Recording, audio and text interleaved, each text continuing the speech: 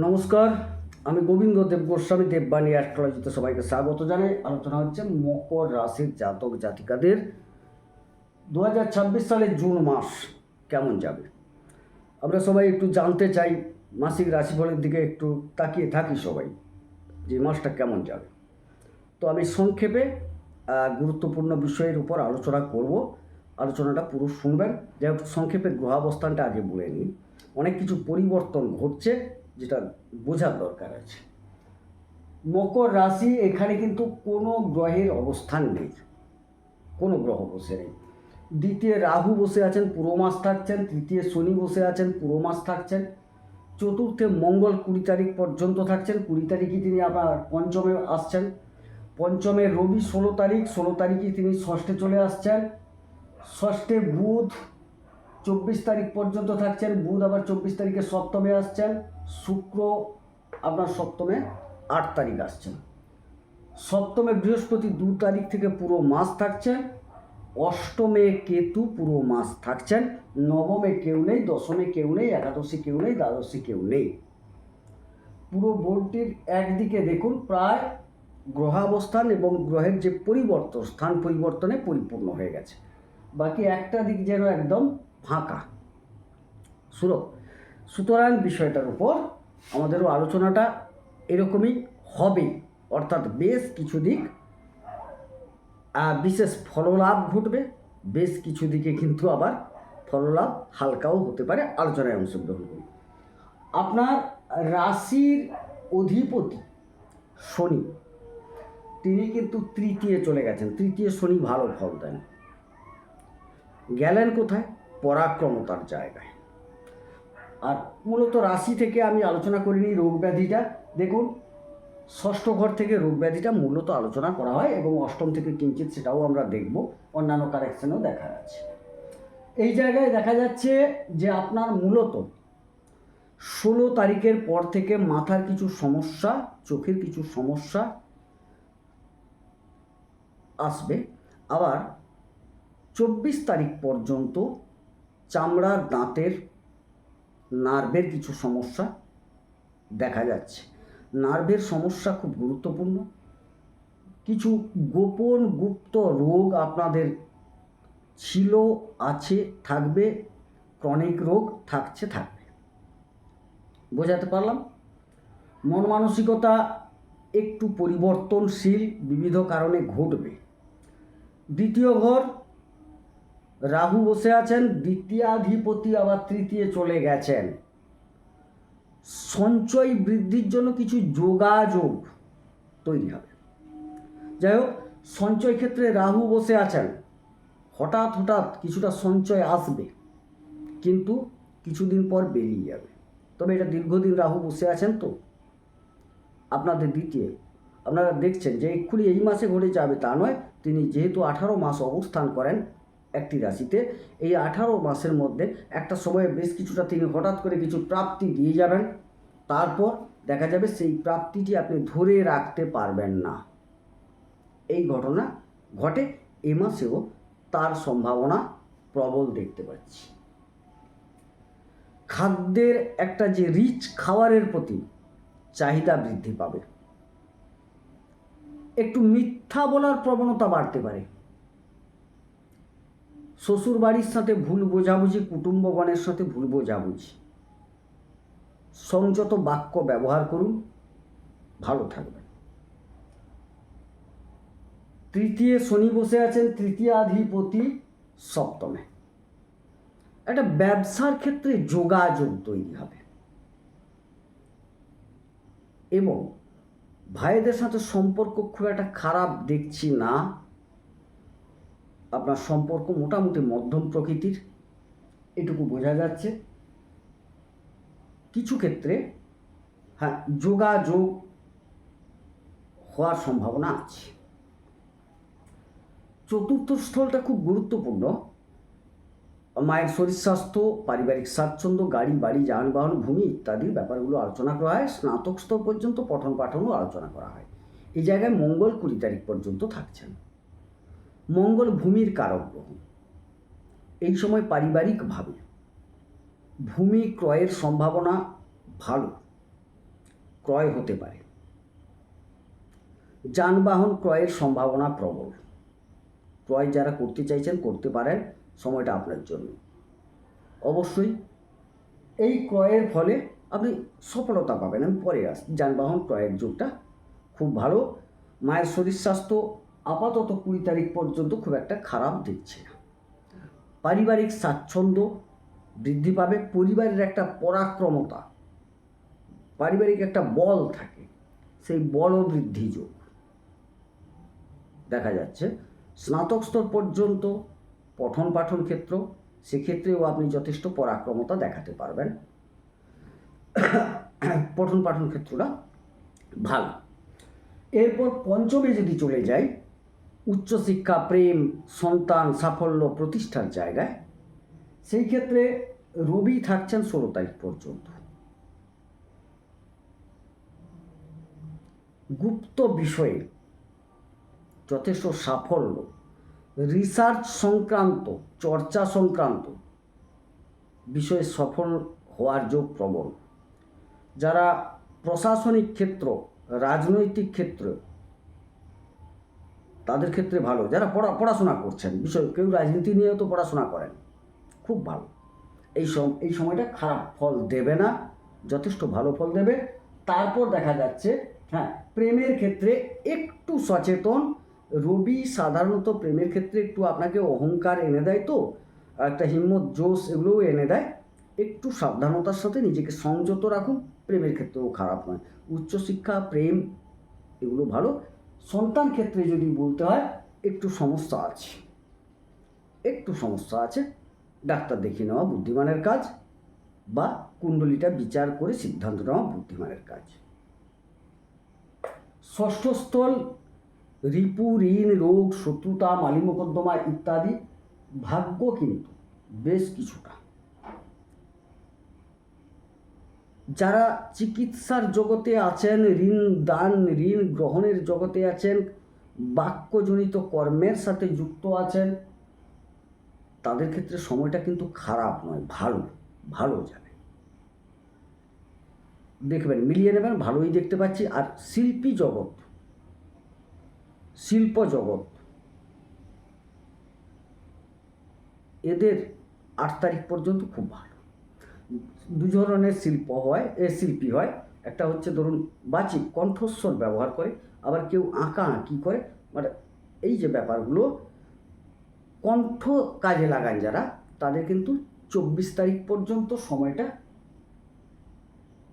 খারাপ নয়, ভালো। যদি আপনার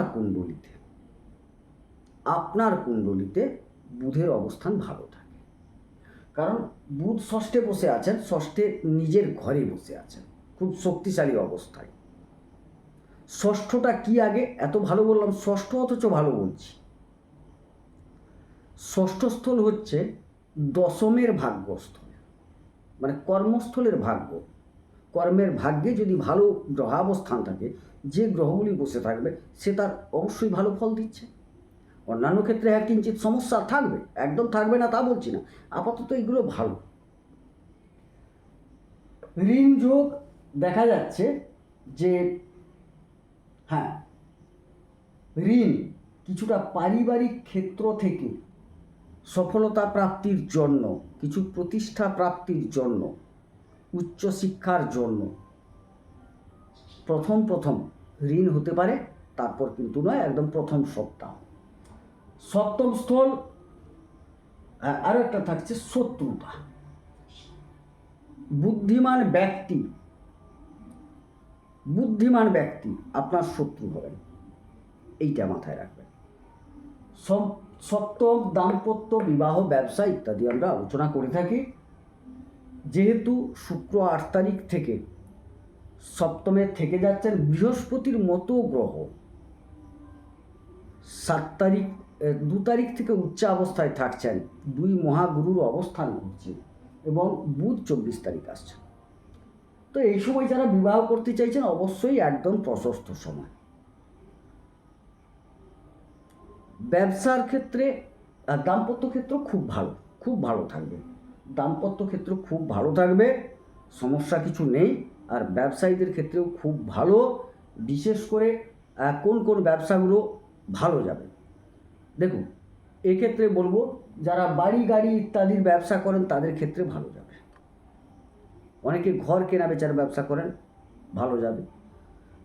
রূপসজ্জার ব্যবসা যারা করেন ভালো যাবে। গৃহ সাজসজ্জার ব্যবসা যারা করেন ভালো যাবে। যারা টিউশন করেন, গুরুগিরি করেন, বইপত্র পুঁথি ইত্যাদির ব্যবসা করেন ভালো যাবে। কিছু কিছু ক্ষেত্রে আধ্যাত্মিক ক্রিয়াকর্মে যেসব দ্রব্যাদির প্রয়োজন হয় তার ব্যবসা ভালো যাবে। খাদ্যদ্রব্যের ব্যবসা ভালো যাবে। ফ্যাশনেবল খাদ্যদ্রব্য, ধরুন আপনি একটা হোটেল করছেন, আমি সেটাকে একটু আরও মার্জিত বা উন্নত করে রেস্টুরেন্ট করলাম, দুটোই ভালো যাবে। হোটেলও ভালো যাবে, রেস্টুরেন্টও ভালো যাবে। ব্যবসা ক্ষেত্রটা আপাতত খারাপ দেখছি না। অষ্টম স্থল মারক ধ্বংস, ক্ষয়ক্ষতি, অপবাদ, অপযশ, গুপ্তপদ, গুপ্তপথে কিছু প্রাপ্তি, একটা উত্থান পতন, একটা রহস্য, এই জায়গা থেকে আলোচনা করা হয়। রহস্যের জায়গায় রহস্যময় গ্রহ অবস্থান করে আছেন। যারা রহস্য জগতে আছেন তাদের ক্ষেত্রে শুভ। না হলে কিন্তু আপনি আবার রহস্যের মধ্যে ঢুকে যাবেন। অর্থাৎ রহস্য কি না, যাকে নিরসন করতে গেলে অনেকটা অন্বেষণ করতে হয়। তন্ত্রক্রিয়া, গুপ্ত বিদ্যা, গুপ্ত চর্চা, যেটা সরাসরি চোখে দেখা যায় না, অনেকটা খুঁজে বের করতে হয়, রহস্যটাকে উন্মোচন করতে হয়, সেই সব জায়গায় অবশ্যই সাপোর্ট পাবেন, এটুকু বলতে পারি। আবার যারা সাধারণ আমরা মানুষ, আমাদের কিন্তু তন্ত্রের দ্বারা আক্রান্ত হওয়ার যোগ প্রবল। গুপ্ত পথে যাদের, এইখানে একটু আমাকে বলতে হবে, যাদের নবতারা চক্রে কেতুর অবস্থান ভালো আছে, সম্পদ তারাই আছেন, মিত্র অতিমিত্র তারাই আছেন, উত্তরাধিকার সূত্রে কিছু প্রাপ্তি ঘটবে। গুপ্তভাবে কোনো একটা যোগাযোগ আপনাকে সফলতার জায়গায় পৌঁছে দেবে। যাদের সম্পদ তারাই আছেন, বৈদেশিক বাণিজ্য ভালো যাবে। কোম্পানিতে যারা কাজ করছেন, এমন কিছু কাজ করেন সারাদিন তিনি শুধু বসে আছেন, কোনো একটা বিশেষ সময় তার প্রয়োজন আছে। বিশেষ সময় বলতে আবার সেটা হয়তো সব দিন নয়, কারণ তারা এই গুপ্ত বিষয় নিয়ে চলেন। ধরুন একটা মেশিনারি পার্টস খারাপ হয়ে যায়, 15 দিনে হতে পারে, 1 মাসে হতে পারে, নাও হতে পারে, কিন্তু তার জন্য একজন ব্যক্তিকে রাখা হয়েছে। সাধারণ মানুষ যারা কাজ করছেন তারা বুঝতে পারবেন না কি ঘটলো, কিন্তু একজন বড় ইঞ্জিনিয়ার তিনি কিন্তু পৌঁছে গিয়ে খালি ভেতরটাকে দেখে নিয়ে, আচ্ছা এটা হয়েছে, এটাকে ঠিক করে দাও। আমি একটা উদাহরণ দিলাম, এটা যে ঘটবে তা বলছি না। এই জাতীয় জায়গায় ভালো লাভ। আর বাকি তন্ত্রক্রিয়ার দ্বারা আক্রান্ত হলে আপনি বিপজ্জনক জায়গায় পৌঁছাবেন। এইটুকু। কিছু গুপ্ত সূত্রে প্রাপ্ত জিনিস আটকে যেতে পারে যদি এই কেতু বিপদ তারায়, প্রত্যারী তারায়, বদ তারায় অবস্থান করেন। গুপ্ত রোগে যারা ভুগছেন তাদের ক্ষেত্রে অনেকটা সমস্যা বাড়বে। নবম স্থল ভাগ্যস্থল অধিপতি বুধ কিন্তু আপনার 24 তারিখ পর্যন্ত ষষ্ঠে, নবমপতি ষষ্ঠে, খুব একটা ভালো ফল পাবেন না। কেবলমাত্র তারাই ভালো ফল পাবেন যারা চিকিৎসা জগতের সাথে যুক্ত, কাব্যকলার অর্থাৎ বাচিক কিছু কাজ করেন, তাদের ক্ষেত্রে খারাপ যাবে না সময়টা। 16 তারিখের পর যারা রাজনৈতিক কিছু কর্মে যুক্ত আছেন, সরকারি কর্মে যুক্ত আছেন, তাদের ক্ষেত্রে সময়টা ভালো। অন্যান্য সকলের ক্ষেত্রে একদম ভালো তা দেখছি না, তবে খারাপ নয়। কারণ নবমপতি তিনি কিন্তু স্বগৃহে থাকছেন, বুধাদিত্য যোগে থাকছেন, একদম আহামরি যাবে না, কিন্তু ভালো যাবে, এটুকু বলতে পারি। ভাগ্য ভাগ। কর্মের অধিপতি শুক্র কিন্তু ষষ্ঠে থাকছেন 8 তারিখ পর্যন্ত, অর্থাৎ কর্মাধিপতি, কর্মের ভাগ্যস্থল নবম, সেখানে তিনি অবস্থান করছেন। অতএব 8 তারিখ পর্যন্ত যারা কাজ করছেন তাদের প্রমোশন, তাদের উন্নতি, তাদের ইচ্ছা পূরণ, কর্মপ্রাপ্তি ইত্যাদি অনেক যোগ দেখতে পাচ্ছি। 8 তারিখের পর কিছু কিছু স্বনিয়োজিত কর্ম ভালো যাবে এবং কিছু কিছু ব্যবসায়িক কর্ম আপনার জীবনে আসতে পারে, সুযোগ আসতে পারে। এই হচ্ছে বিষয়। কর্মক্ষেত্র খারাপ নয়। এবারে একাদশ লাভস্থল অধিপতি মঙ্গল, তিনি চতুর্থে। একাদশের অধিপতি চতুর্থে, অর্থাৎ একাদশ অধিপতিও মঙ্গল, চতুর্থের অধিপতিও মঙ্গল। উপার্জন একটা হবে, নিজস্ব উপার্জন, পারিবারিক উপার্জন, নিজস্ব উপার্জন পরিবারে পৌঁছাবে, একটা ডেভেলপমেন্ট হবে, সেখান থেকে একটা প্রতিষ্ঠার রাস্তা তৈরি হবে, সফলতার জায়গা তৈরি হবে। কীরকম? উপার্জন করে একটা বাড়ি বানাবেন ভেবেছেন, এই সময়কালটা ভালো। বাড়ি কিনবেন ভেবেছেন, সময়কালটা ভালো। গাড়ি কিনবেন ভেবেছেন, সময়কালটা ভালো। আগে বলে গেছে, এটাও সেই কানেকশন দেখাচ্ছে। দ্বাদশের অধিপতি বৃহস্পতি সপ্তমে, তিনি আবার তৃতীয়ের অধিপতি। দেখুন, দ্বাদশও ভালো নয়, তৃতীয়ও ভালো নয়, সপ্তমে তিনি তুঙ্গি হচ্ছেন, শক্তিশালী হচ্ছেন। এই জায়গাটায় নবতারা চক্রটাকে বিচার করার দরকার আছে, কারণ আপনার ক্ষেত্রে বৃহস্পতি কিন্তু দুস্থান, উপচয় ইত্যাদি থেকে গিয়ে সপ্তমে প্রবেশ করে তুঙ্গি হয়ে যাচ্ছেন, দিয়ে তিনি আপনার রাশিতে পূর্ণ দৃষ্টি রেখেছেন। এই জায়গাটায় নবতারা চক্রে বৃহস্পতির অবস্থান থাকলে অপূর্ব সুন্দর ভালো ফল পাবেন। নবতারা চক্রে বৃহস্পতির অবস্থান খারাপ থাকলে, এই যে আমরা সবাই ভাবছি বৃহস্পতি তুঙ্গি, বিরাট ফল নাও পেতে পারেন। যাই হোক, ছোট্ট করে আলোচনা দিলাম। যদি ভালো লাগে চ্যানেলটিকে সাবস্ক্রাইব করুন, লাইক করুন, শেয়ার করুন। আমার চ্যানেলে কিছু যোগের আলোচনা হয়ে আছে, শ্রাপিত যোগ, অঙ্গারক যোগ, এরকম আরও কিছু যোগের যাবে। আপনার কুণ্ডলিতে এইসব যোগ কী ফল দিচ্ছে আপনাকে, আপনি হয়তো প্রচুর চেষ্টা করছেন, উন্নতি করতে পারছেন না, এই যোগগুলি নেই তো আপনার শুভ জায়গায়, যার জন্য আপনি পারছেন না। শুনবেন, ভালো লাগবে, বুঝতে পারবেন। যাই হোক, আলোচনা যদি ভালো লাগে চ্যানেলটিকে সাবস্ক্রাইব করুন। আর যারা আমাকে দিয়ে কোনো বিচার করাতে চাইছেন, আমার নাম্বার দেওয়া আছে 9609078231, 8972451464, যোগাযোগ করতে পারেন, দক্ষিণা প্রযোজ্য। যাই হোক, সবাই সুস্থ থাকুন, সুন্দর থাকুন, ঈশ্বর সকলের মঙ্গল করুন, মঙ্গল হোক। নমস্কার।